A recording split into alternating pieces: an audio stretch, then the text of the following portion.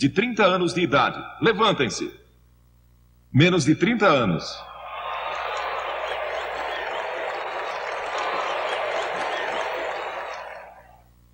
Mas parece que todos se levantaram. Conheço uma senhora de 105 anos de idade. Isso me dá a esperança de que possa voltar aqui dentro de 23 anos.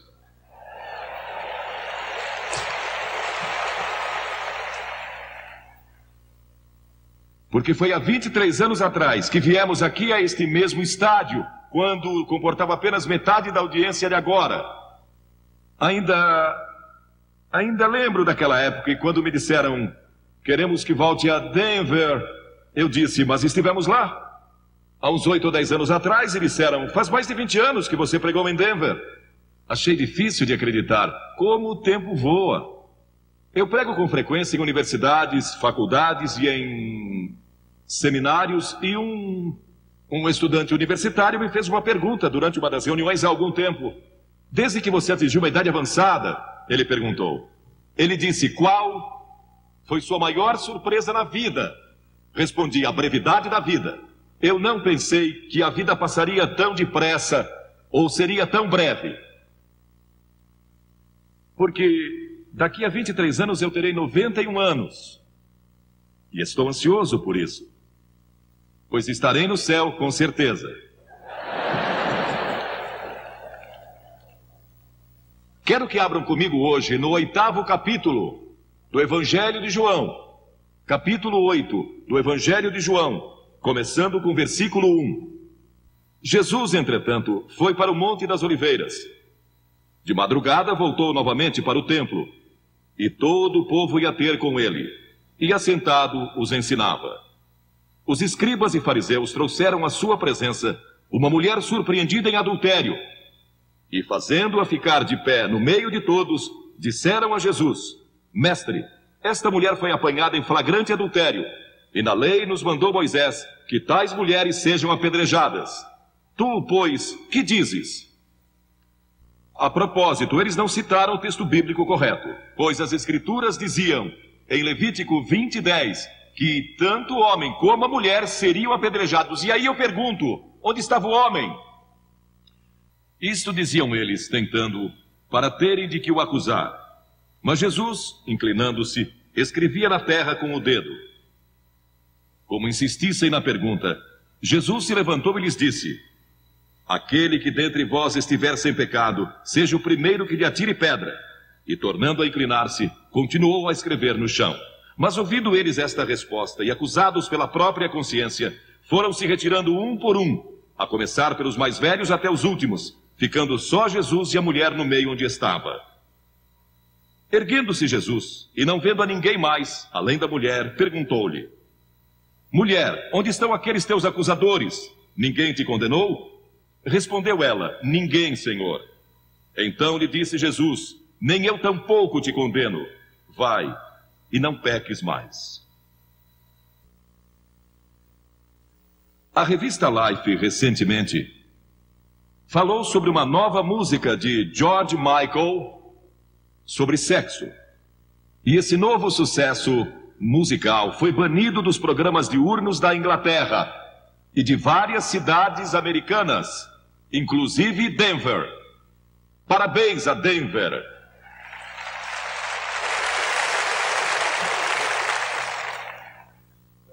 O título é tão horrível que nem vou mencioná-lo.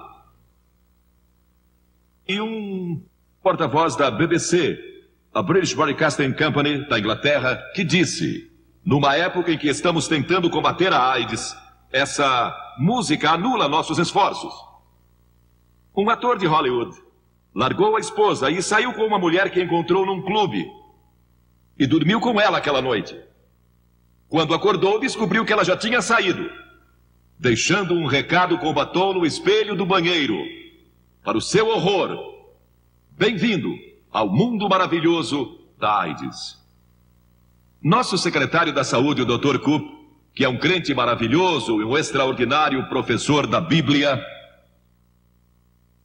declarou que a AIDS é sempre uma doença fatal e já matou muitos milhares de americanos. E está afetando cada vez mais a população heterossexual. E centenas de milhares, pensem só nisso, centenas de milhares, têm o vírus da AIDS. E muitos nem sequer sabem. A maioria deles não sabe. A AIDS é transmitida pelo sexo e pelo uso de agulhas intravenosas contaminadas. Vemos tudo isso na televisão. Ou pode ser transmitida ao feto, quando a própria mãe tem AIDS. E temos muitos casos assim na América. O Dr. Koop prevê, baseado em estatísticas recentes, que mortes por AIDS, em escala mundial, atingirão o nível de milhões nos próximos 10 anos. Dezenas de milhões de pessoas terão AIDS daqui a 10 anos. Embora o governo dos Estados Unidos tenha investido milhões em pesquisas nos últimos anos, perto de $1 bilhão, não há cura à vista.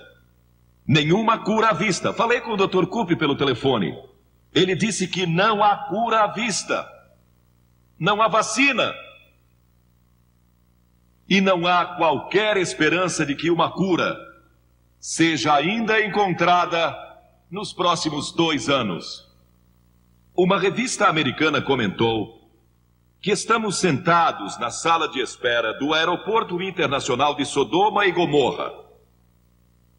De acordo com o estudo apresentado, uma das implicações econômicas da AIDS é que ela vai causar uma hiperinflação. Trilhões de dólares serão necessários para cuidar dos milhões de pacientes de AIDS no futuro, ao passo que, ao mesmo tempo, perderemos a produtividade e os impostos desses milhões de trabalhadores.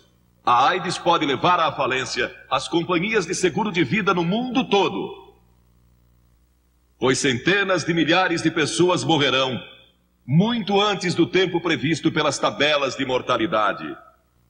Maurice Hellman, dos laboratórios Merck Sharp & Dohme, declarou há algum tempo atrás que a disseminação da AIDS poderia ser estancada amanhã se o uso de drogas intravenosas e certas práticas sexuais fossem abolidas.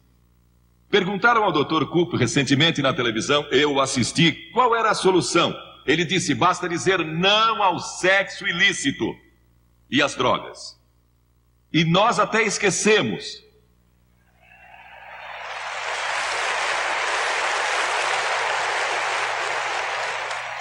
Até esquecemos da sífilis, cujos casos mais do que duplicaram nos últimos 8 anos. Mas pior que isso, e talvez ainda mais alarmante, é que talvez metade de todos os adultos americanos tem hoje herpes simplex 2. Desses, a maioria nem está consciente de que sofre dessa doença. Doença essa que também não tem cura.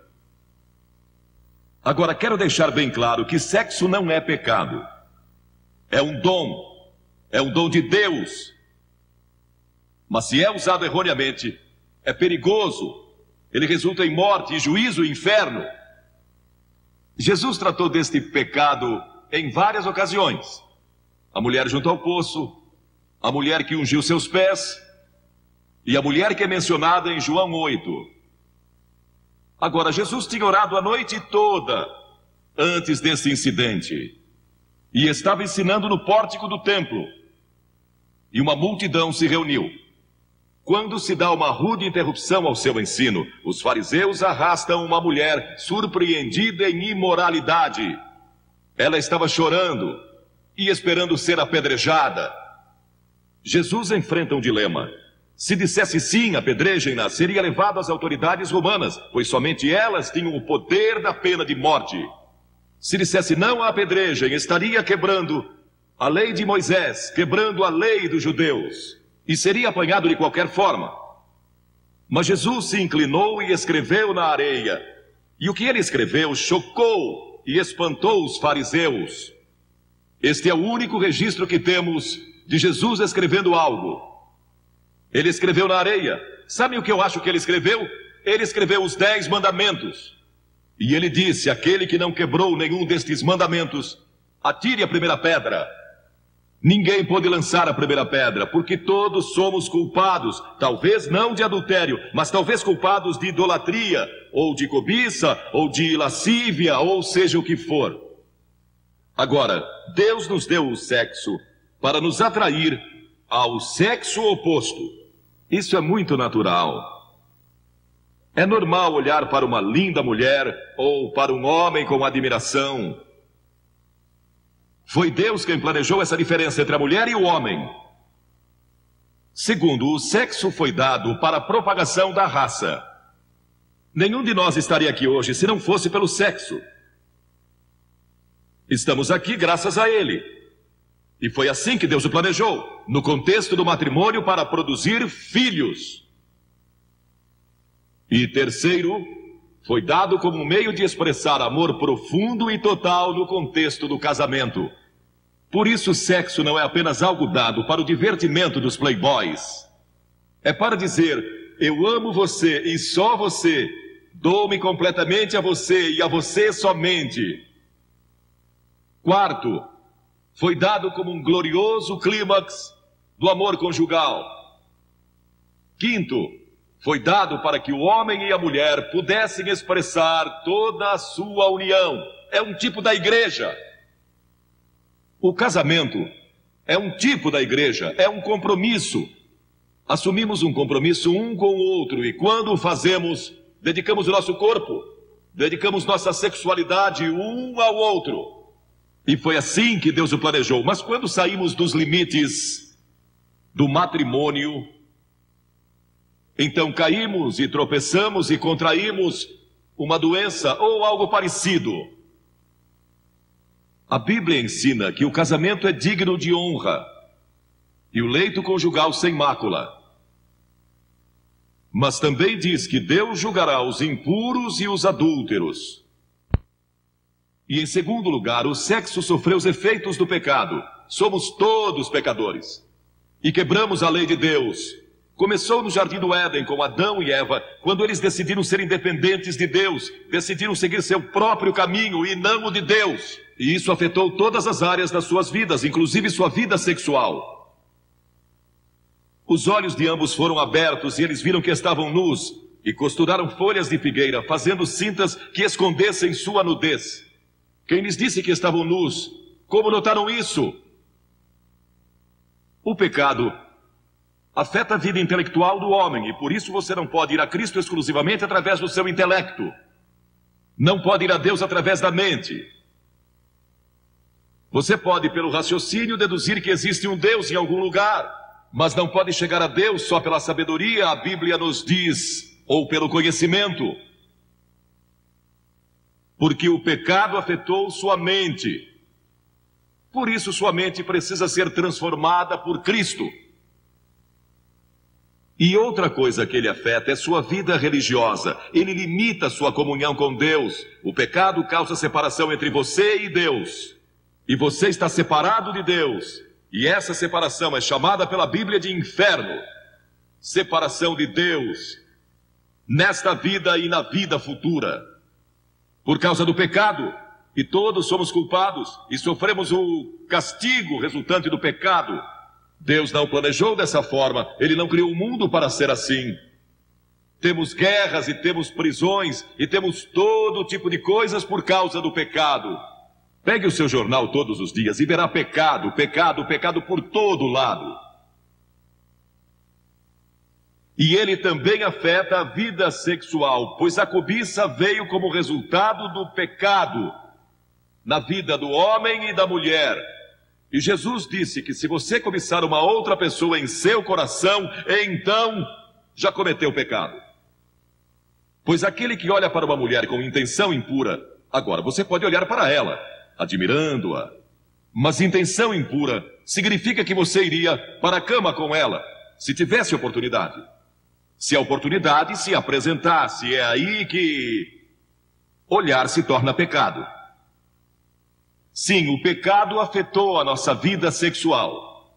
Também a afetou num outro sentido, que você nunca conhecerá o verdadeiro prazer e gozo e vibração do ato sexual. até que conheça a Cristo. Aceitando a Cristo, Ele lhe dará uma nova dimensão nessa área de sua vida que você jamais imaginou que existisse e da qual aqueles que não têm a Cristo nada sabem. Há uma diferença entre amor e lascívia. Existem 3 palavras gregas e o melhor livro que já li sobre este assunto é de C.S. Lewis, o grande escritor e professor inglês. Eros, que é o amor sensual. Filéu, o amor que une amigos. E ágape, que é uma nova dimensão de amor que só Deus pode lhe dar, o amor de Deus. E é maravilhoso ter Deus em seu coração, ter a Cristo, que lhe dá uma dimensão especial de amor em seu casamento. Agora, por que Deus diz que você não deve adulterar? Primeiro, para proteger o casamento. Se você comete imoralidade antes do casamento, isso vai afetar seu casamento depois. Talvez só mais tarde, talvez só depois da lua de mel, mas vai afetar sua vida e causar infelicidade e miséria. Segundo, para guardar seu corpo, para protegê-lo de doenças venéreas e outras doenças, para protegê-lo psicologicamente, porque há sentimentos de culpa. Depois que você comete imoralidade, quando comete adultério. A revista da Escola de Medicina de Harvard, do mês passado, citou um estudo que revela que a grande maioria das pessoas que morrem durante o ato sexual não estão com seus cônjuges. E então eu pergunto, por quê? Por causa do velho problema da culpa. Um aluno de Radcliffe declarou numa entrevista: eu sempre me sinto culpado. Imoralidade gera distúrbios emocionais, insegurança e muitas vezes rejeição. E Deus também ordenou que não adulteremos para proteger a sociedade. O problema moral pode ameaçar a sociedade e a segurança de uma nação. É um dos grandes fatos que os historiadores registram a respeito de Roma. Roma caiu por causa da imoralidade. Lemos que dos últimos 15 imperadores romanos, 14 deles foram pervertidos sexuais. Se tivermos outra depressão ou guerra na América, será que teremos a força moral para resistir e sobreviver? Ou cairemos como Roma, quando povos mais fortes invadiram suas fronteiras? Como você comete imoralidade? A Bíblia condena a sensualidade, a lascívia, a luxúria, a depravação. Sabem, Deus não condena apenas a ação, mas também os pensamentos e intenções do coração. E estamos sob a sentença de morte por causa disso. Psicólogos declaram que em qualquer batalha entre a imaginação e a vontade... E quantos não travaram essa batalha entre a imaginação e a vontade? Sua imaginação diz: veja quanto poderia se divertir. E sua vontade diz: é melhor não. Mas a vontade invariavelmente perde.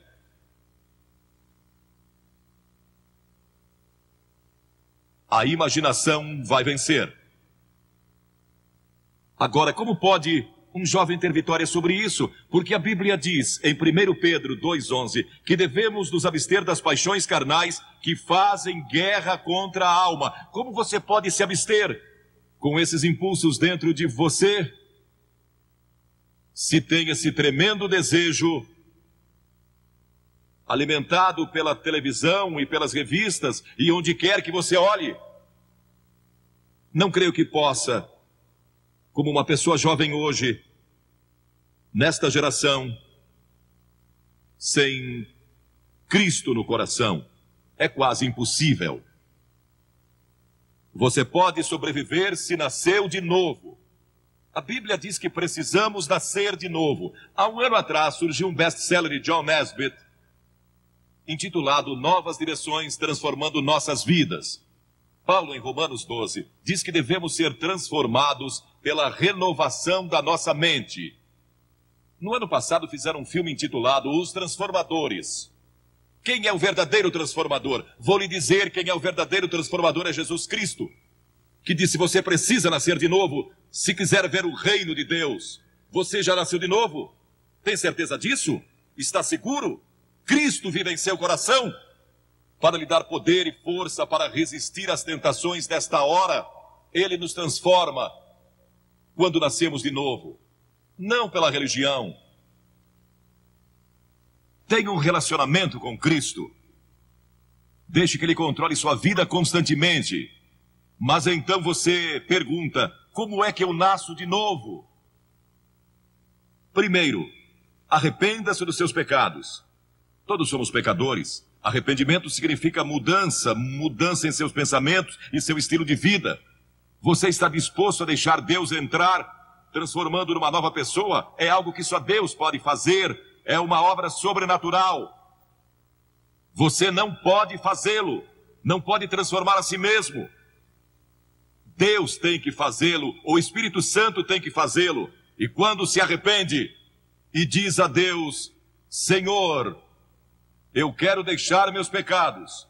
Quero mudar todo o meu estilo de vida. Isso é se arrepender. E segundo, você vem pela fé. Fé significa entrega. Você se entrega a Cristo como seu único Salvador, seu único Senhor. E Ele entra em seu coração pelo Espírito Santo. E Ele lhe dá um poder que você normalmente não teria.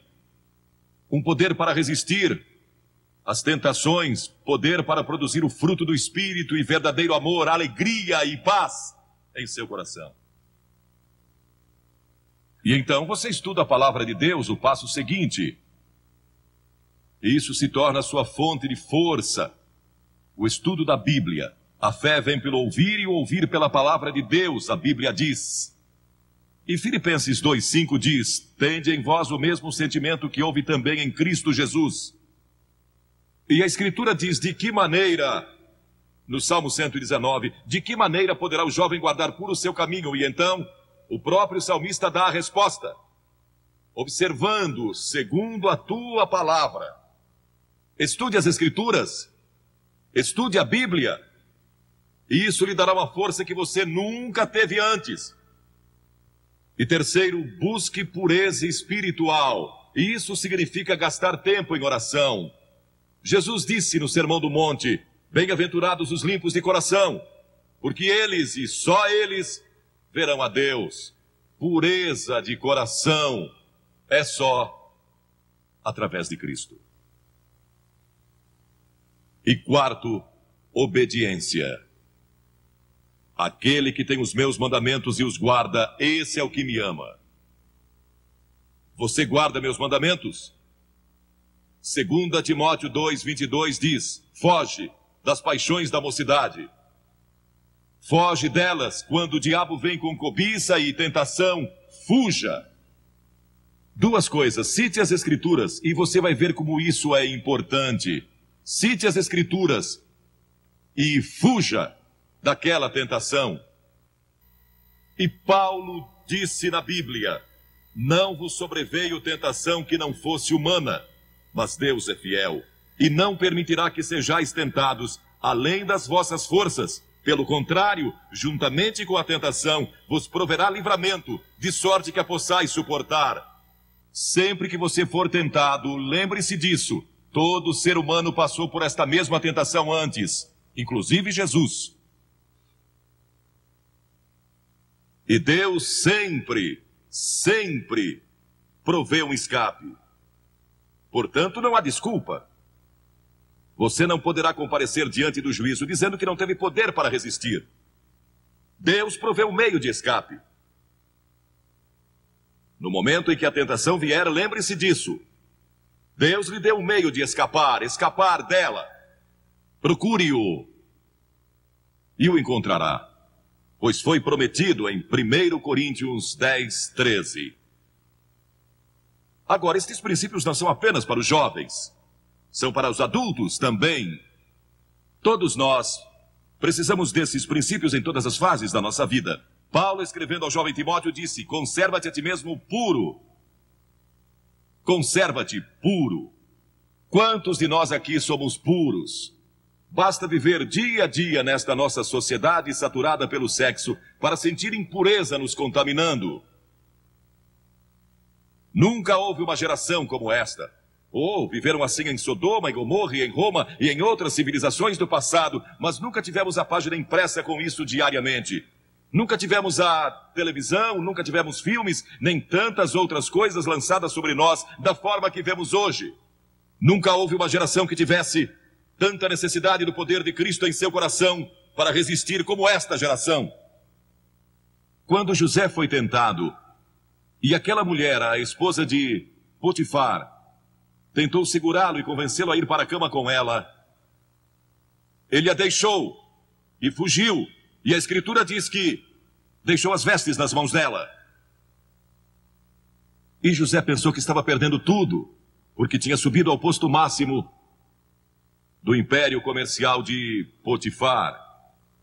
Foi lançado na prisão, mas não sabia que Deus tinha sua mão sobre ele o tempo todo, e sempre que você resiste, Deus está guardando você e vai estar ali para ajudá-lo.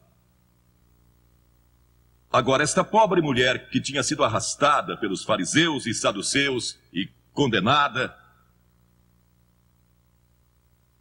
tinha sido surpreendida em adultério. De acordo com a lei de Moisés, ela e o homem que estava com ela mereciam morrer. O castigo era duro sob a lei de Moisés. Mas todos ali se sentiram condenados por causa dos seus próprios pecados quando leram os 10 mandamentos ou o que Jesus estava escrevendo. Foram convencidos do seu pecado, talvez de orgulho, ou idolatria, ou cobiça, ou mentira, e são pecados diante de Deus tanto quanto imoralidade. E muitos de nós aqui hoje talvez não sejamos culpados de adultério ou fornicação, mas somos culpados de muitas outras coisas. Satanás às vezes nos leva a pensar: bem, eu não sou imoral, então este sermão não é para mim. Esta mensagem é para todos aqui, porque todos pecamos e estamos destituídos da glória de Deus, e talvez seu problema seja orgulho ou hipocrisia. Eles leram seus pecados escritos na areia e se retiraram. Algumas das pessoas mais morais aqui hoje, algumas das melhores pessoas deste país, precisam de Cristo, tanto quanto aquele que cometeu imoralidade sexual. Jesus disse: mulher, onde estão os teus acusadores? Ninguém te condenou? E havia música em sua voz quando ela respondeu: ninguém, Senhor. Naquele momento ela recebeu Cristo como seu Senhor, porque este é o sentido da palavra no grego, meu verdadeiro Senhor. Naquele momento, ela abriu seu coração a Jesus Cristo. As Escrituras dizem: vinde, pois, e arrazoemos. Diz o Senhor: ainda que vossos pecados são como a escarlate, eles se tornarão brancos como a neve, ainda que são vermelhos como o carmesim, se tornarão como a lã. Como pode ser isso? Por causa da cruz. Quando Cristo morreu na cruz, ele levou o nosso pecado e pecados. E há uma diferença entre pecado e pecados, plural. Pecado é a doença que temos, é a raiz. E dela vem os pecados: orgulho, lascívia, cobiça, inveja, o que quer que seja. Os pecados daquela mulher foram perdoados porque Jesus foi para a cruz. E nossos pecados podem ser perdoados porque ele levou esses pecados sobre a cruz por nós.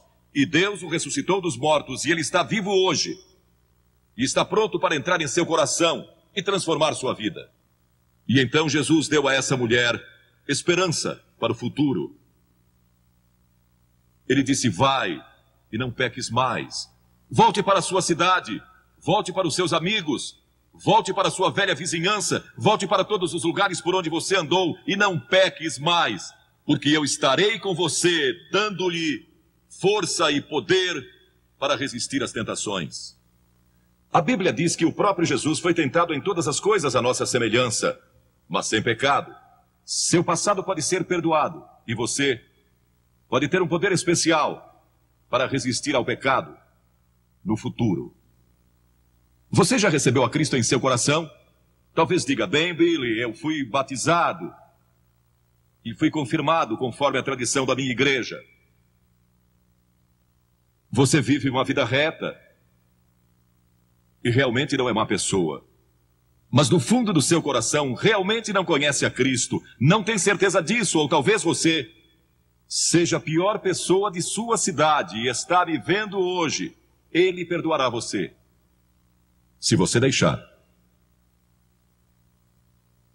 Ele morreu por você, verteu seu sangue por você e foi pendurado na cruz. E puseram pregos em suas mãos e uma coroa de espinhos na cabeça. E o sangue jorrou das feridas. E ele clamou: Deus meu, por que me desamparaste? E curvou sua cabeça e disse: está consumado. O caminho da salvação agora está completo. E ele foi recebido de volta no céu, para onde nós iremos um dia. Se eu morrer hoje, sei que vou estar com ele lá. Tenho certeza disso. Não porque eu mereça. Não sou uma boa pessoa nesse sentido. Não sou bom que chega para ir ao céu. Não é porque eu li a Bíblia ou preguei em reuniões como esta. Não vou para o céu por causa disso. Vou para o céu por causa do que Cristo fez, e você pode ir para o céu da mesma forma. E pode receber perdão dos seus pecados. E pode ter poder em sua vida para resistir à tentação quando ela vier. Você diz: que devo fazer? Como eu disse há pouco, disponha-se a dar as costas ao pecado e se arrepender. Segundo, pela fé, receba a Cristo. Essa palavra fé é mais do que você pode conceber. Significa dedicação. Eu me entrego.